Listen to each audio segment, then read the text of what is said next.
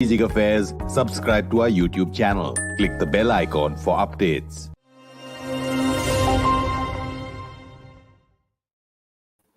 This is StratNewsGlobal. I'm Amitabh, Revi, and you're watching The Gist.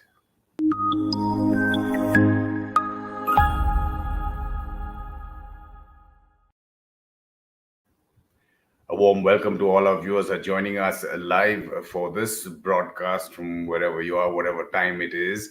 And welcome to those viewers who will pick up the stream later on our YouTube channel. We're also welcoming for the first time to our platform Swati D'souza. She's a research lead for climate action at the National Foundation for India and also a co-editor of The Next Stop, Natural Gas and India's Journey to a Clean Energy Future. In fact, we've done a book review of that. And if you want to see that, you can go onto our website. Swati, welcome to StratNewsGlobal and thank you for your time. Thank you so much for inviting me, Amitabh. Swati, just looking at, a lot of people said the Prime Minister is going, expect something, and then it came in his speech. For those who don't really understand it, or if you can put it simply, can you explain what it means to pledge this net zero of emissions by 2070? So before I go to what it means, let me give you a little bit of context. Sure. So in July of this year, the IPCC, which is a UN body, had released a report that essentially said that the Earth will touch 1.5 degrees, will warm by 1.5 degrees on an average by the mid 2030s. And if we go on the current path of our policies, it's going to hit 2 degrees by the middle of this century. So countries across the world have been in a race, so to speak, to announce net zero targets. Now, what is net zero? Um, in 2015, when we had signed the Paris Agreement, governments all over the world had committed to come up with domestic plans that will cut down carbon emissions going forward. The idea was every 5 years we have an enhanced commitment. Over the last 1 year, instead of having enhanced commitments, what countries have been doing is they've been pledging net zero. By this, essentially, what it means is by a particular target year, 2050 for most global economies, the amount of carbon that you emit in the atmosphere will be zero. This will be done by two methods. Either you actually use technologies that don't emit carbon. So a solar panel, wind turbine, small hydro, any of these. Or you use coal or gas and then you sequester it. That is, you burn it, but then you also then capture it and store it. So using different technologies. The idea was that countries will stop emitting carbon into the atmosphere. That in itself is very simply what is net zero. And just yesterday, India's committed to this by the year 2070. So how significant is that? Like you're saying, 2050 was what the other developed countries or other countries had been using. It gives us enough time. So, a lot of the Western commentators have actually come up and said that, 2070 is too late. To someone like us who live in India, and to someone like me who works in the sector, I think 2070 is highly, highly ambitious. Um, because we are a country with a population of 1.3 billion people. We're still growing. We are still uplifting people from absolute poverty. So we cannot compromise on our development goals or plans. And now we basically have to chart a pathway where we consume energy that is only produced by green energy, by green technology, some of which are still in the development stage, and yet continue to keep growing. So we cannot deindustrialize, which was the trend that was seen in a lot of the global north or the OECD countries when they moved away from coal.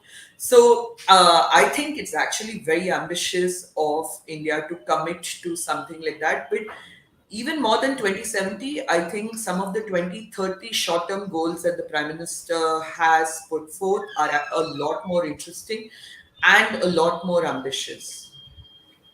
Could you elaborate on those? I mean, in simple terms. Okay, so basically, what the Prime Minister said is we will have an installed capacity of 500 gigawatts of renewable energy. Currently, we have about 380 odd gigawatts, of which 200 is just the thermal coal fleet. If you add gas, that goes up to about 225 gigawatts.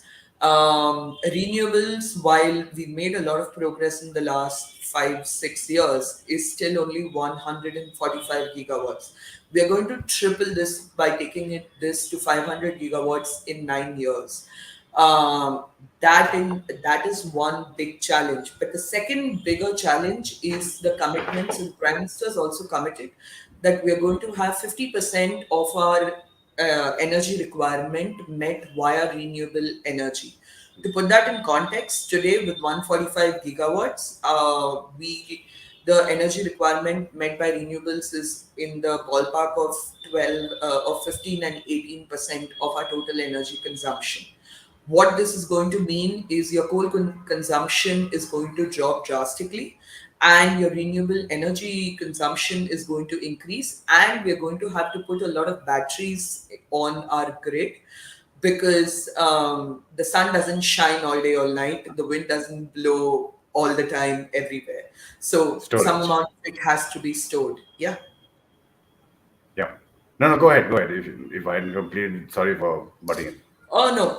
So I mean, these two targets are actually the more ambitious one, because even if we meet one of these two targets, particularly on the generation end, if we end up meeting that target, we can actually peak a lot before 2070.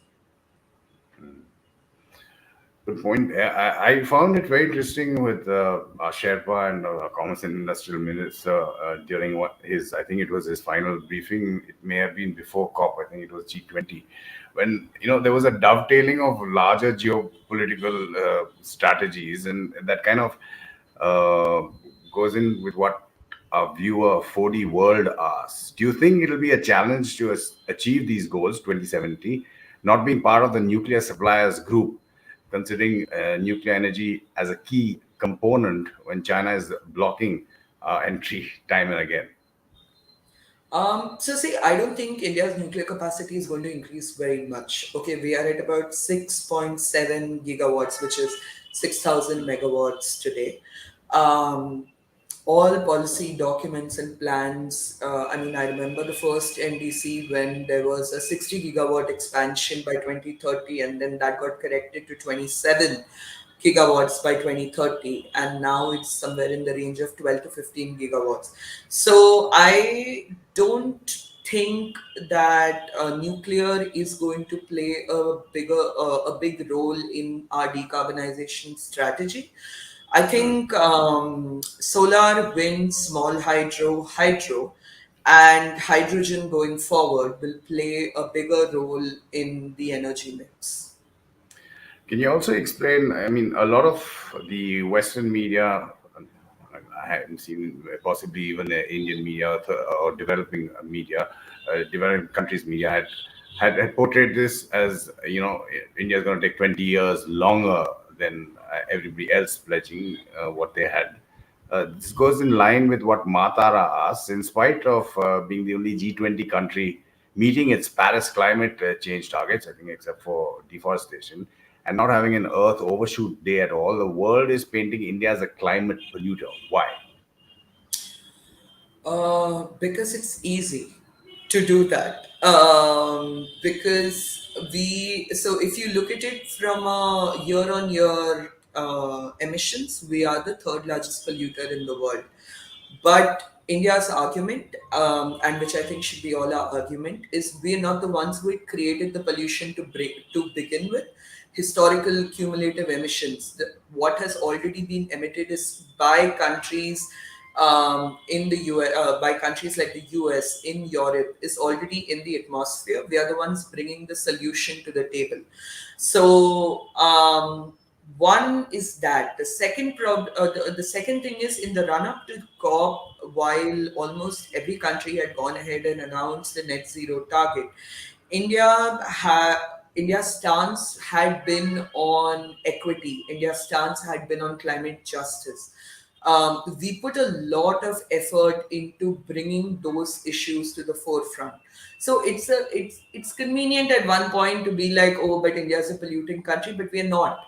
The average per capita emissions. So people like you and me, we emit something like 1.8 tons of carbon in comparison to an average citizen in the US who emits something like 15 tons of carbon.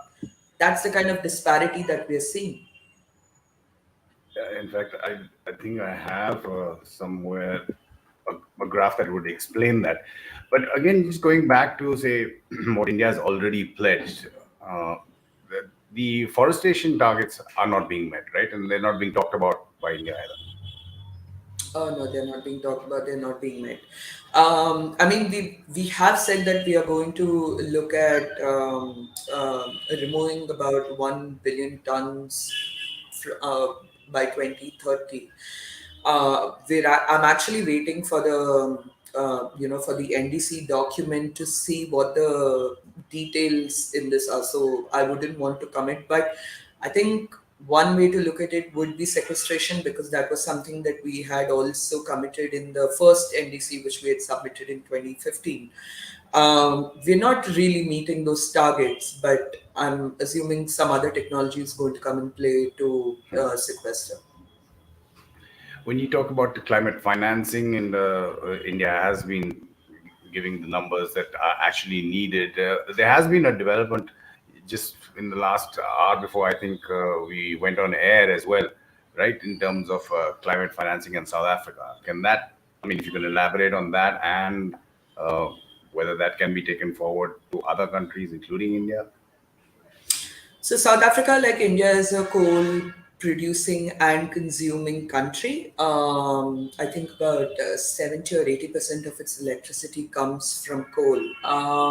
So what has been happening over the last decade in South Africa is that the coal labor unions, the civil society, have come to an understanding that coal is going to go away, and we need something called just transitions, wherein all the workers who work in coal mining areas or live in coal bearing communities and who depend on coal for their livelihoods should not be left behind when we transition away from when we transition away from coal to renewable energy.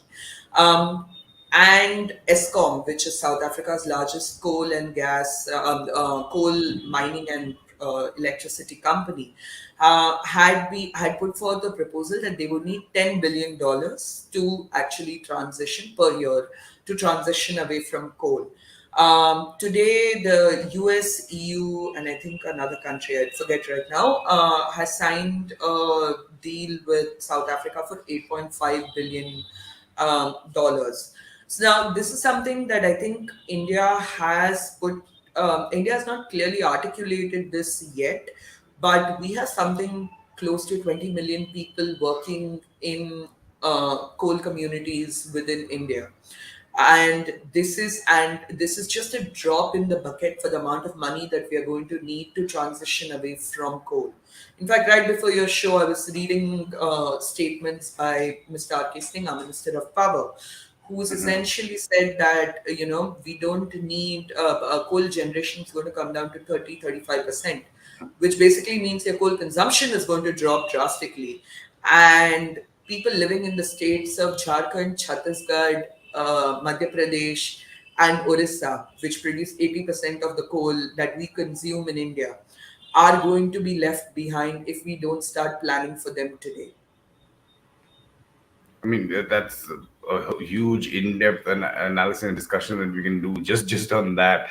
But again, when you're talking about funding in India, and you mentioned 1 trillion is what is being talked about, but Yeah. even what's happened so far, the 100 billion a year, it hasn't been met. It's been shifted to 2023. Developing countries also say, most of that is, I mean, the developed have contributed the maximum, as you pointed out, to carbon emissions and global warming. And now they are providing us money and asking us to pay interest on it, Yeah. right? I mean, where does that, the feasibility in terms of climate funding and You know, technology? in all honesty, I mean, until the Prime Minister's speech yesterday, this was a sticking point. But yesterday, when we made our commitments, we didn't make it conditional to climate finance, unlike Mm. 2015 when we made our commitments and they were conditional to climate finance. So right now, irrespective of whether we actually get the money or don't get the money, we are going to lobby hard for it. But irrespective of whether we get it or don't get it, we've committed on a decarbonization pathway. That's one point. The second point is, I mean, developed countries have been lagging, the US in particular, given the administration change between President Obama and President Trump and the change in policies. And that's going to be a sticking point for practically every country out there in the developing world, that finance is not being met. Whatever finance is being met is not unconditional grants, which is what developing countries have been asking. A lot of this is linked in the form of loans. What we've also been asking is to get multilateral guarantees wherein which de-risk certain projects, which de-risk certain areas, that then allows private capital to enter that particular market. Some amount of that is being done, but not enough. And that is going to continue being a sticking point in every COP going forward, because we've delivered. In 2015, we said that we'll have 40% of our installed capacity renewables. We are in 2021, and 38% of that is already being met. By 2016, we had delivered on our emissions intensity target. We'd set 33 to 35% by 2030. By 2015, we had already, by 2016, it was already at 24%. So this is now something that everyone from the developing world, all negotiators, all civil society organizations are going to continue hammering the point that without this finance, it's going to be very, very difficult for us to transition. In all of this, Swati, where does China stand? I mean, Xi Jinping wasn't there, of course. Chief negotiators, who many say was the architect of the Paris Accord, was. Xi Jinping did give, I think, a written address. But where does China stand in all of this? So China has agreed to a net zero target by 2060. In all honesty, China is the one who's funding the Belt and Road Initiative and who's funding transition. So I don't think money is as much a sticking point for China as it is for countries like India and countries in Africa. I think China is more the producer of the world, particularly their green strategy by 2025. Is that they want to sort of, there's a race going on between the US and China, where in the sense of who is going to mass scale start producing batteries and green technology going forward. So that's where China is, and China is at a very different standpoint from where India is, because they're in 2030, our grid is going to be about 800 odd gigawatts. Only solar in China is going to be about 1,000 gigawatts by 2030. So, very different space. In terms of spaces now, headlines, I think, will possibly run out in major media because the leaders won't be there. But what happens now in terms of the nitty gritty till the 12th? I think today was the day on finance. So there's going to be a lot of Yeah. conversation on finance. There's going to be a lot of conversation on just transitions going forward. There's going to be conversation on carbon markets, because this was something, Article 6 was something that was supposed to be hammered. The fine print was supposed to be hammered, and the process had to be done last year in Madrid. And that was not achieved. So this year, carbon markets is something that most countries are hoping to have at least a framework argument ready. So most of it is going to be centered around finance and around carbon markets. So, the negotiators sit down and thrash out the details. I mean, what happens with the rest of the conference? So the rest of the conference is like, I mean, it's a big networking event at the end of the day. Yeah. Yeah. It's an event where, countries across the world showcase some of the best strategies that they have looked at decarbonization. Organizations put forth their best reports on how they've advised countries. And then you also have pressure coming in from, the youth, Fridays for Future, and multiple civil society organizations that and observers on trying to hammer out the best deal possible that will help keep the climate temperatures lower. But a lot of this is some amount of tier 2 diplomacy, some amount of tier 1 diplomacy. So both of those go hand in hand. There's a question here from Sai Prasad Vishwanathan who says, "What about the International Solar Alliance? Any hope there?" And there was also, that talk about what was it? Like, I even forget the acronym. One sun, one Oh, world, one one grid, world, or one. so. Yeah. Yeah. I mean, how realistic is Um, it? Or is it? So I'm actually a little surprised the Prime Minister didn't mention what was happening on the International Solar Alliance. I'm assuming there will be probably a joint conference with France on this. So the latest update is Israel has signed on. So now we have 98 countries part of the International Solar Alliance. Europe is very excited about this idea because India gets some through the year, and we've always been a country where we've gotten resources from outside. But this is kind of like our chance to be the producers of electricity and energy rather than just the consumers. There, like I've been speaking to some people in Europe, and they've been pretty excited about the fact that could there be one grid that actually connects the world. Um, that's way down the line. Right now, if we're able to have like a South Asian grid or even a grid that connects us to ASEAN, I'll be really happy because that in itself takes care of a lot of the issues. Very pessimistic viewer here, Venkat Sivasai Reddy Kondaru. I'm pessimistic about any developed countries contributing even the promised funds. We need to do it probably all by ourselves. But Swati, this was an absolute pleasure having you on Strat News, and thank you so much for sharing your experience and your expertise. Thank you so much, Amitabh. It was really fun talking to you. Thank you. The pleasure was all ours. And just a reminder to our viewers, if by any chance you haven't subscribed to our YouTube channel, please do that because our stats show that about 70% of people who watch are actually not subscribed. It means that either you're not subscribed or you haven't logged on with your whatever you subscribe with. So either way, just subscribe to our channel, spread the word as well. And you can get all the latest through our social media handles on Twitter, Facebook, and Instagram. This is the gist on Strat News Global. I'm Amitabh.